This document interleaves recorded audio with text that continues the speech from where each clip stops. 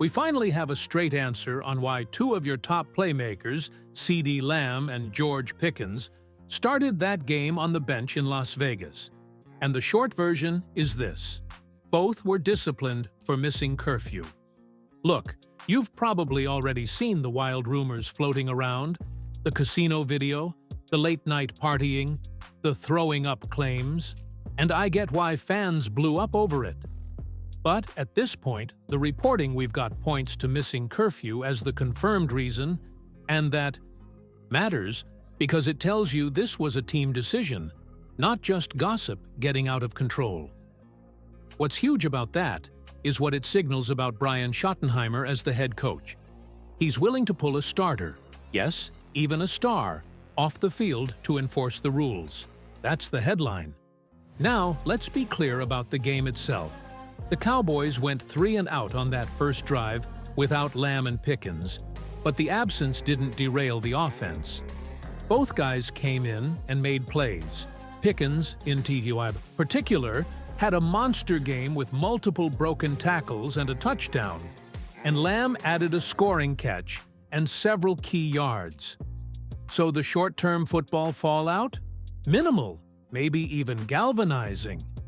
The bigger fallout is cultural. Benching a top-paid receiver in a game you can afford to score in is a statement. It's a public reminder that no one is above the team rules, and it forces everyone in that locker room to think twice about pushing boundaries. I know fans are split on this. You will say a coach should never bench a top guy during a playoff push. Others will say discipline is non-negotiable if you want a long-term winning culture. So right now, I want you to vote. Was benching the right call? Hit the poll or type right or wrong in the comments. If you want more quick hits like this and breakdowns about how the coaching staff is running the team, smash that subscribe button. We're trying to push to 17,000 subscribers, and every new sub helps us bring you faster updates. And if you found this take useful, drop a like so YouTube knows to show this to more Cowboys fans.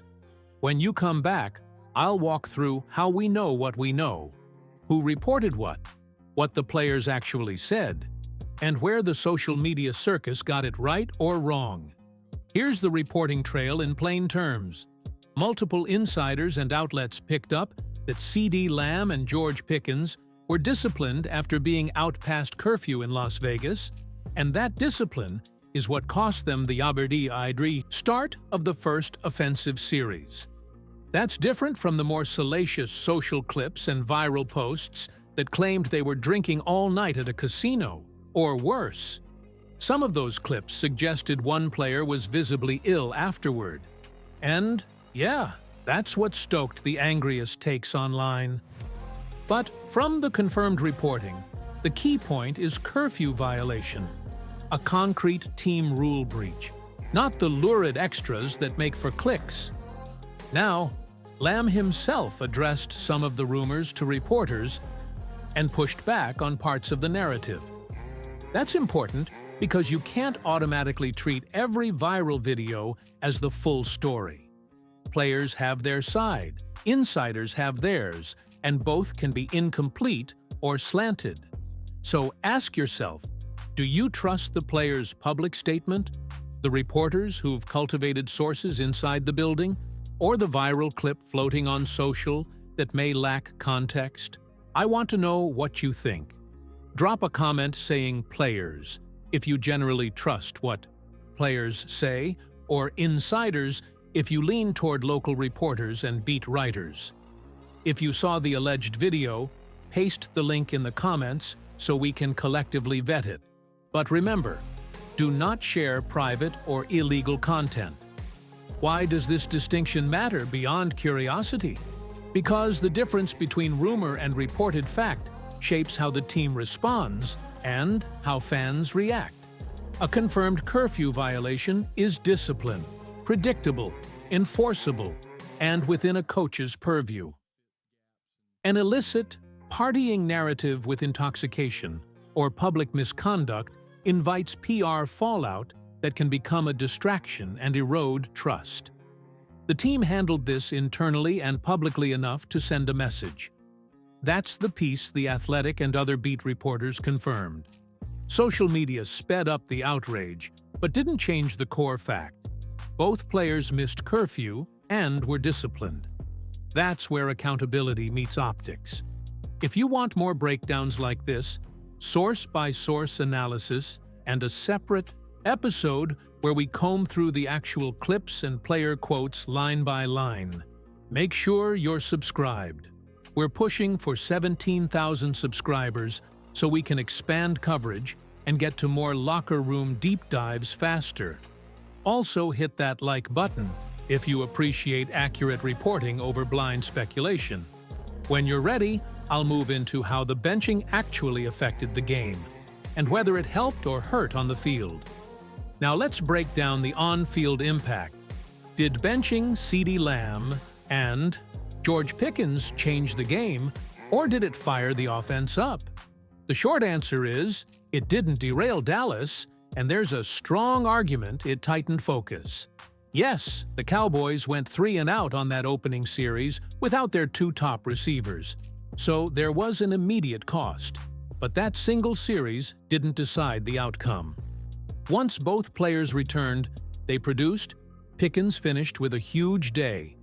9 catches for 144 yards and a touchdown, and Lamb chipped in with 5 catches for 66 yards and a score of his own.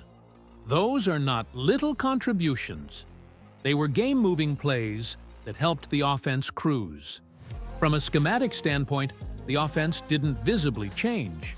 Dak Prescott kept distributing the ball efficiently. The run game opened up enough to keep defenses honest, and play-action opportunities continued to pop because the overall pace and balance stayed intact. Psychologically, this was the bigger takeaway. When a coach enforces a rule against star players, and the locker room doesn't implode, it can have a galvanizing effect. Players understand that standards apply to everyone and that the coach is willing to make tough calls. That dynamic can actually improve focus and urgency, and that appeared to be the result here rather than resentment or distraction. Now, that's not to say there wasn't risk. Benching elite talent in a close game or against a stout opponent could backfire, and critics are right to warn about that. But given the opponent and the way the team responded on the field, the decision looked calculated and ultimately cost-free in football terms. Quick interaction: vote in the poll right now. Did benching help or hurt the team?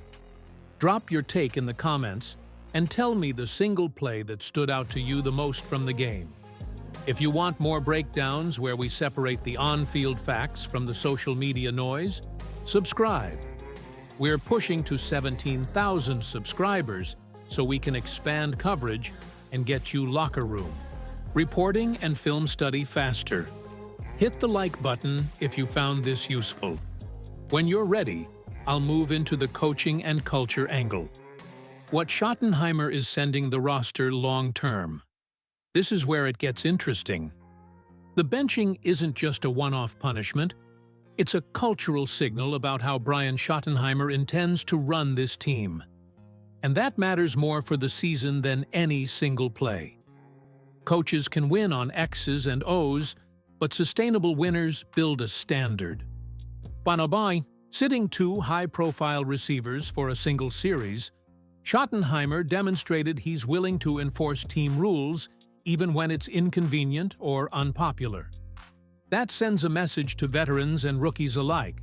Accountability is real, and nobody gets automatic exemptions because of contract size or star power. Now, some fans will see that and cheer. Finally, standards. While others will worry that strict discipline could sour relationships with elite talent, especially in a locker room, that's already navigating big personnel changes. Remember, Micah Parsons is now a Packers player. So let me throw it to you. Would you rather your team run a tight ship with strict discipline or have more player freedom and trust? Vote in the poll and type respect if you prefer firm rules or overboard. if you think this was excessive. Beyond culture, there are real consequences for roster management and future behavior. If a coach consistently enforces rules, players who chafe at structure may seek greener pastures, or the front office might have to make tough roster choices to preserve the culture. Conversely, if a coach backs down after initial discipline, it erodes authority and invites repeat issues. Schottenheimer's call here looks like an early test of his leadership, and his ability to maintain locker room buy-in will be judged over months, not days. Don't forget the optics with the fan base and ownership too. Jerry Jones has always cared about both results and image, and a key coach who can balance discipline with winning gives the organization clearer options moving forward. One more practical point. Disciplinary decisions can affect game planning. If players expect consistent enforcement, teams can plan around stable roles and predictable behavior. If discipline is arbitrary, it creates uncertainty that can leak into preparation. For now, the team seemed to handle the disruption fine, and the offense responded. But the long-term measure will be whether this becomes standard operating procedure or an isolated statement. If you want deep dives into how coaching culture shapes roster construction and in-season decisions, let me know which topic you want next. Culture, roster moves, or defensive schemes? In the comments. And please subscribe to help the channel reach 17,000 subscribers so we can do more behind-the-scenes analysis. Hit like if you appreciate accountability-first reporting. When you're ready, I'll wrap this up with what it all means going forward and the reactions you should watch. For looking forward, this situation gives us a real preview of where the Dallas Cowboys might be headed. Not just in terms of wins and losses, but in identity. The offense is functioning at a legitimately high level, powered by Dak Prescott, playing at an MVP-caliber pace, and supported by a run game that's been steadier than many expected. That's the good news. The concern, the part everyone in this fan base keeps circling back to, is the defense. Matt Eberflus is in his first season coordinating this unit. And while there are reasons to acknowledge the adversity, losing key players, dealing with unexpected injuries, overhauling personnel, the reality is that the defense has been bottom tier far too often. You can point to the additions of Quinnen Williams and Logan Wilson, plus the immediate spark they brought, but one good performance isn't enough to declare the problem solved. What we need to watch moving forward is whether the defense finds consistency, or if this becomes another season defined by one side of the ball dragging the other. That's where Schottenheimer's leadership loops back into the bigger story. If he shows he can enforce accountability, maintain player respect, and keep the offense humming despite turbulence, he buys himself time. But if the defense keeps sinking games and Eberflus can't stabilize his side of the ball, you can bet the front office will start looking at alternatives. Jerry Jones has never been shy about making changes when a coordinator doesn't deliver, and the defensive struggles can't be ignored forever. This is also the stretch of the season where the locker room's trust in its head coach either solidifies or cracks. Benchings, discipline, injuries, and mid-season trades all test a team's unity. If players believe the standards are fair and consistently enforced, the group can rally. If not, frustration spreads quickly. And make no mistake, this team is playing with urgency. There's a playoff race unfolding, and Dallas can't afford to let discipline issues or defensive breakdowns derail momentum. As a fan, you should pay attention to three key indicators: how players respond publicly to coaching decisions, how the defense performs against top opponents, and whether the offense continues carrying the load without burning out. You've seen what this offense can be: a unit capable of going toe-to-toe with the league's best. But no offense, no matter how explosive, can mask defensive failure forever. That's why the next few games will tell us far more about the Cowboys' real ceiling than any drama from Las Vegas. Before I wrap this up, I want to hear from you. What's your confidence level right now in this coaching staff? Give me a simple vote. All in if you believe the team is heading in the right direction, or not sold if you think major changes may be coming. And if you're watching regularly but haven't subscribed yet, now's the time. Every new subscription pushes us closer to our goal of 17,000 and lets me bring you deeper analysis, better research, and more consistent Cowboys coverage. Hit that like button if you want more breakdowns like this, where we cut through rumors and talk honestly about the team's future.